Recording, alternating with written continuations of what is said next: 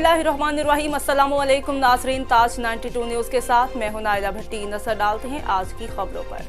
3 बच्चों की मां को अगवा करने के इल्जाम में गिरफ्तार नौजवान जमील बब्बर पर पुलिस का तशद्दुद। अदालत में पेशी के दौरान गिरफ्तार मुलजिम जमील बब्बर ने अदालत में पुलिस तशद्दुद की शिकायत की।